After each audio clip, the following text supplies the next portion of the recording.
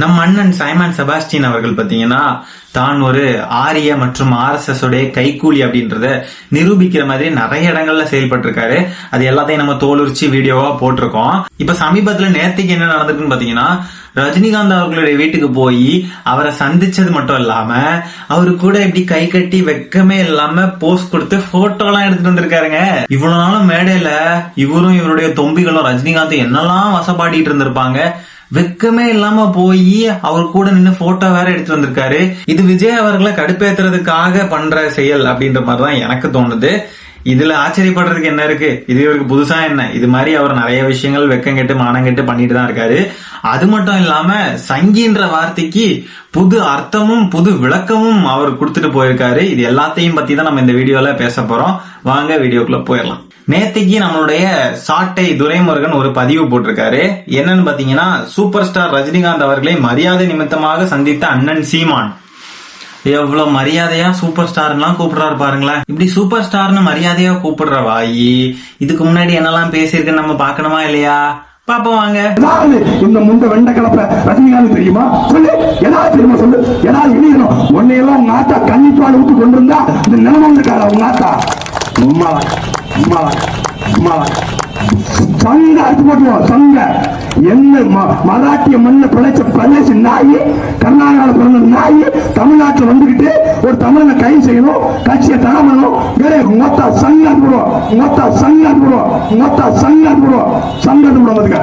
ரஜினிகாந்த் ரசிகர்கள் உங்க பத்திரமா வீட்டு வந்துக்க, வெறி பிடிச்சு நிக்கிறோம். உன் மண்டை இருக்கிற மண்டை ஓட்ட காட்டிட்டு போயிடுவோம். வளர்ந்த விதம் அப்படி, இந்த கட்சியே அப்படித்தான் பேசுவது.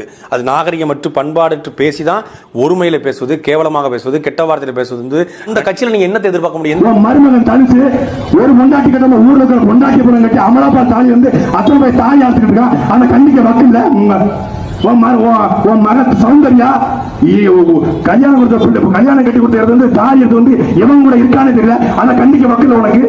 உன் மகன் மூத்த மருமக ஐஸ்வர்யாவுக்கு பிறந்த பிள்ளை யாருன்னு எங்க அண்ணன் செஞ்சு ஒரே ஒரு பேட்டி கொடுத்தாங்கன்னா ஒட்டுமொத்த குடும்பம் நாண்டுகிட்டு சாகணும்னா. கல்யாணம் முடிஞ்சு 6 மாசத்துல பிள்ளை பத்துவாங்க அவன் மகன், ரஜினிகாந்த் மகன். பெண்கள் ஆண்கள் எல்லாம் உட்கார்ந்துருக்காங்க. தன்னை ஒரு குடும்பத்துடைய ஒரு அக்காவை அசிங்கப்படுத்துற வார்த்தையை வந்து எந்த அடிப்படையில் அந்த வார்த்தையை அவர் பேசின வார்த்தையை சொல்ல முடியாது. அதுவும் சட்டையை மடிச்சு கட்டிக்கிட்டு அப்படியே அந்த வார்த்தையை பதிவு பண்றாரு. ஆனா பேச்ச பாத்தீங்களா, மைக்கு கையில கிடைச்சிருச்சுன்னா எந்த லெவலுக்கு பேசிக்கிட்டு இருக்காங்க பாருங்க. எவ்வளவு கேவலமா அவங்களுடைய குடும்பத்தையும் அவருடைய மகளையும் மருமகனையும் எல்லாரையும் எவ்வளவு இழிவா பேசுறாங்க பாருங்களேன். அடுத்தவங்களுடைய பர்சனல் லைஃப்ல இவங்களுக்கு என்ன வேலை? அவங்களுடைய மகள் வந்துட்டு 6 மாசத்துல கல்யாணம் முடிஞ்சு 6 மாசத்துல குழந்தை பெத்துக்கிட்டாங்களாம். எத்தனை மாசத்துல குழந்தை பெத்தா இவனுக்கு என்ன? அடுத்த வீட்டுல இருக்கிற பொண்ணு எப்ப குழந்தை பெத்துக்கிட்டா, இவ எத்தனை மாசத்துல கல்யாணம் ஆகி எவ்வளவு நாள்ல குழந்தை பெத்துக்கிட்டா, இது எல்லாம் இந்த டேட்டா ஸ்டாட்டிஸ்டிக்ஸ் எல்லாம் எடுத்துட்டு இருக்கிறதா இவனுங்க வேலை போல இருக்கு. தனி மனித தாக்குதல்ல ஒரு கட்சியோடைய முக்கிய நிர்வாகியே இவ்வளவு அசால்ட்டா மேடை போட்டு நின்று பேசிட்டு இருக்காங்கன்னா கட்சியோட தொண்டர்கள் கிட்ட நம்ம என்னத்தை எதிர்பார்க்க முடியும்? அவனுங்களும் இந்த மாதிரி பேசுற நபர்கள், இந்த மாதிரிப்பட்ட நபர்கள் யாரா இருந்தாலும் எல்லாருடைய வீட்டுல உள்ள தாய் தகப்பன் அக்கா தங்கச்சி எல்லாரையுமே இழுத்து போட்டு பேசதான் செய்வான். தலை போற வழியில தானே வாழும் போயிட்டு இருக்கோம். இவனுங்க கிட்ட வேற என்னத்தை எதிர்பார்க்க முடியும் நம்மளால? இவ்வளோ ஆபாசமா பேசிக்கிட்டு இப்ப பதிவுல பாத்தீங்கன்னா சூப்பர் ஸ்டார் ரஜினிகாந்த் தான். என்ன பொழப்பு இது?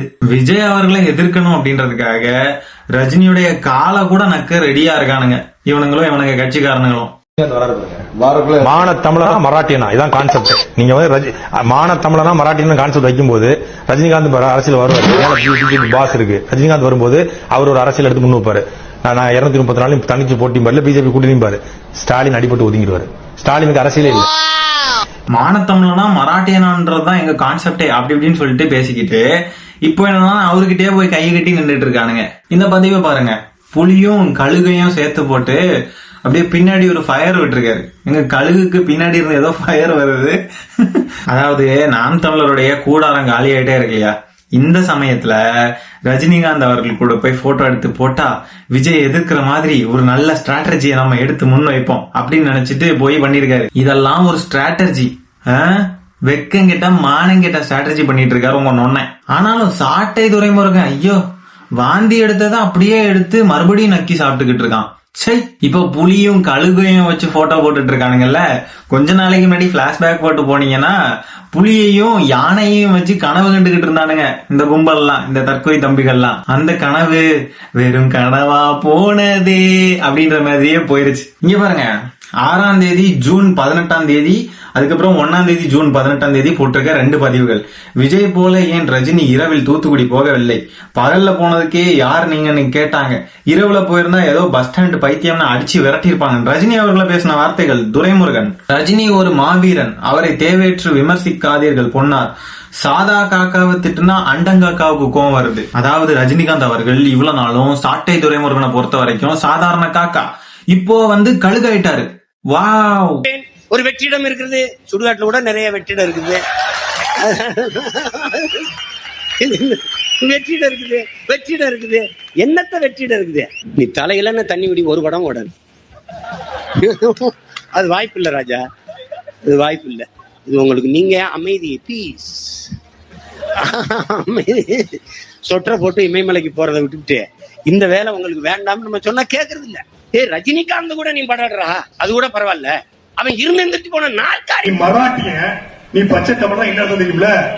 50 வருஷத்துக்கு முன்னாடி என் தாத்தா யாரோ பாம்பேக்கு போக்குவரத்துமா அதுக்கு அவங்க ஆத்தா கூட ஒண்ணு ஆத்தா தப்பு செஞ்சுக்கணும், இல்ல தாத்தா தப்பு செஞ்சுக்கணும். அதானே உண்மைதானே? நான் மராட்டிய ரஜினிகாந்தே மராட்டியர் என்று சொன்னா அவங்க அம்மாவே கௌரவப்படுத்த அர்த்தம்.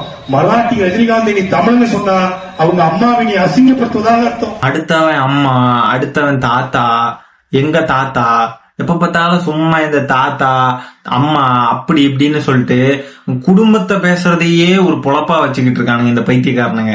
எப்படி மேடை போட்டு மக்கள் முன்னாடி அநாகரிகமான இவ்வளவு கேவலமான வார்த்தைகளை எல்லாம் கடுமையா வச்சு பேசுறாங்கன்னு பாருங்களேன். இவங்களெல்லாம் தூக்கி ஜெயில வைக்கிறதுல ஏதாவது தவறு இருக்கா? யாராவது சொல்லுங்க, ஏதாவது தவறு இருக்கா? இவனுங்க எப்படி தடுமாறிட்டு இருக்கானுங்கன்றது கிளியரா தெரியுது. ஆனா இங்க பாவம் யாருன்னு பாத்தீங்கன்னா இந்த தற்குறி தம்பிகள் தான். இந்த பதறுகளை எல்லாம் பாத்துக்கிட்டு பயிருன்னு நினைச்சு நம்பிக்கிட்டு இருக்கானுங்க. இவனுங்க கட்சிக்காரனுங்களே சில பேரு இவனுங்க இவ்வளவு கேவலமா தரம் தாழ்ந்த அரசியல் எல்லாம் பண்ணுவானுங்கன்னு நினைச்சு கூட பாத்துருக்க மாட்டானுங்க. அந்த அளவுக்கு ஒரு அன்எக்ஸ்பெக்டடான ஒரு மூவ். எல்லாருக்குமே இந்த மூவ் ரஜினிகாந்த போய் போட்டோ எடுத்து போட்ட உடனே எல்லாரும் பயந்து போய் ஷாக்கிங்கான ஒரு மூவா இருக்கும்னு எதிர்பார்த்தானுங்க.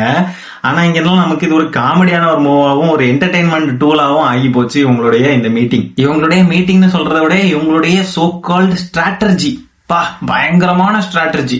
நீ இப்ப நோட்டாவுக்கு கீழே இருக்க. பேட்டா ரஜினிகாந்த கூட்டிட்டு வர நீ. பேட்டா ரஜினிகாந்த். இந்த ரஜினிகாந்தையும் கமல்ஹாசனையும் அடிக்கிற அடியில ஒரு நடிகன் கூட கட்சி தொடங்க ஆசைப்படவே கூடாதுன்னு சொன்னவரு இன்னைக்கு அவங்க காலிலே போய் விழுந்து கிடக்குறாரு. ஆனா ரஜினிகாந்த் அவர்களும் உண்மையாவே பாராட்டணும். ஏன்னு சொன்னா இவ்வளவு தூரம் விமர்சிச்சு இவ்வளவு கேவலமா தரம் தாழ்ந்து பேசின ஒரு நபர் கூட நின்று புகைப்படம் எடுக்கிறதுக்கு ஒரு பெரிய மனசு வேணும் இல்லையா? உண்மையாவே. ஏன்னா ரொம்ப கஷ்டங்க. நானா இருந்தேன்னா செருப்பு கழட்டி போட்டு அடி அடின்னு அடிச்சு விரட்டி விட்டு இருந்திருப்பேன். என் பக்கத்துல இந்த மாதிரி உங்களை பார்க்கணும், உங்ககிட்ட பேசணும்லாம் கேட்டிருந்தா. தூத்துக்குடி துப்பாக்கி சூடு சம்பந்தமா ரஜினிகாந்த் அவர்கள் பேசினது சைமன் அவர்களுக்கு தெரியதானே செய்யும். அப்பெல்லாம் ரஜினிகாந்த் அவர்களை எதிர்த்து பேசிக்கிட்டு இப்ப அதெல்லாம் மறந்து போயிருச்சா என்ன? தமிழக வெற்றி கழகத்துக்கு நம்ம இந்த ஸ்ட்ராட்டஜியை ஃபாலோ பண்ணுனா ஒரு நெகட்டிவான இம்பாக்ட் போய் சேரும்னு நினைச்சுக்கிட்டு ஆக்சுவலி ஒரு பாசிட்டிவான இம்பாக்ட தான் கிரியேட் பண்ணி விட்டுருக்காரு இந்த ஆளு. இவருடைய சுயரூபம் என்னன்றத மக்களுக்கு வெளிச்சம் போட்டு காட்டிட்டாரு. இனிமே மக்கள் முடிவெடுத்துப்பாங்க. சீமான் ரஜினி அவர்களை சந்திச்சத இந்த ரவீந்திரன் துரைசாமி அப்படின்ற நபர் வரவேற்கிறார். மாரிதாஸ் அவர்கள் வரவேற்கிறார். ரங்கராஜ் பாண்டே எல்லாம் முழு ஆதரவையும் தெரிவிக்கிறார். அது மட்டும் இல்லாம கஸ்தூரி அக்காவுடைய கைதுக்கு சீமான் அண்ணன் கண்டிக்கிறார். இது எல்லாம் இருந்து பாக்குறப்போ நமக்கு என்ன தோணுது? சீமான் அவர்களுக்கும் சங்கிகளுக்கும் ஒரு நெருங்கிய தொடர்பு இருக்கிறது என்பது புரிகிறதா? கோவை வடக்கு மாவட்டம் நாத்தாக்கா கூண்டோட கலைப்பு. அதாவது அருந்ததீன மக்கள் மேல இவருக்கு என்னதான் வன்மம்னு தெரியல. போற இடமெல்லாம் அவங்கள குறிச்சு தவறான கருத்துக்களை பதிவு பண்ணிக்கிட்டே இருக்கிறாரு. அவர் அருந்ததீன மக்களை குறித்து இந்த மாதிரி தவறா பேசினதை கண்டிச்சு அந்த கட்சியில இருக்க எல்லாருமே, கோவை வடக்கு மாவட்டத்துல உள்ள எல்லாருமே கட்சியை விட்டு வெளியே போயிட்டாங்க. அப்போ என் கையில நிலம் சிக்காதா உறவே அப்படின்னு சீமானனே கதறிக்கிட்டு இருப்பாரு. நேரம் பேசாம போய் ரஜினியை சந்திச்சதுக்கு பதிலா தொண்டர்களையாவது சந்திச்சு இருந்திருக்கலாம். சங்கி என்றால் சக தோழனாமா. இந்த வீடியோ லைட்டா பாருங்க. என்னால முடியலங்க. சங்கின்னா என்னன்னு தெரியுமா உங்களுக்கு? சக தோழன், நண்பன் அர்த்தம். நீங்க சங் பரிவாரங்கள்ல இருந்து இவங்க சங்கிங்கிறாங்க. சொங்கி பயல்களா? யாரடா பார்த்து யாரடா சங்கிங்கிற? செருப்பு பாரு, எப்படிப்பட்ட செருப்பு பாரு. முன்னாடி எல்லாம் யார பார்த்த சங்கின்னு சொல்ற, நான் சங்கியா அப்படின்னு சொல்லிட்டு செருப்பு எல்லாம் எடுத்து காட்டுனவரு இப்போ சங்கி என்றால் சக தோழன் என்று அர்த்தமா. இந்த மனநலம் பாதிக்கப்பட்ட நபர்களை எல்லாம் வந்துட்டு முதல்லயே எடுத்த உடனே பைத்தியம்னு யாரும் சொல்ல மாட்டாங்க. அவங்க செய்யற செயல்கள் போக போக வெளியே நமக்கு தெரிய வரதான் எல்லாருமே பைத்தியம்னு சொல்லுவாங்க. அது மாதிரிதான் இதுவுமே. சீமானண்ணன் இப்பெல்லாம் எலும்பு துண்டுக்காக வெளிப்படையாவே வாழாட தொடங்கிட்டாரு அப்படின்றது நல்லாவே தெரியுது. இந்த வீடியோவை என் பண்ண எனக்கு விருப்பமே இல்லைங்க. இன்னும் ஒரு மணி நேரம் 2 மணி நேரத்துக்கு இழுத்து போட்டு பேசுறதுக்கு என்கிட்ட கண்டென்ட்ஸ் நிறைய இருக்கு. ஆனா தினமும் கொஞ்சம் பிரிச்சு பதிவு பண்றேன். ஒரே நேரத்துல எல்லாத்தையும் பதிவு பண்ணிட்டா தினமும் போட கண்டென்ட் இருக்காது இல்லையா?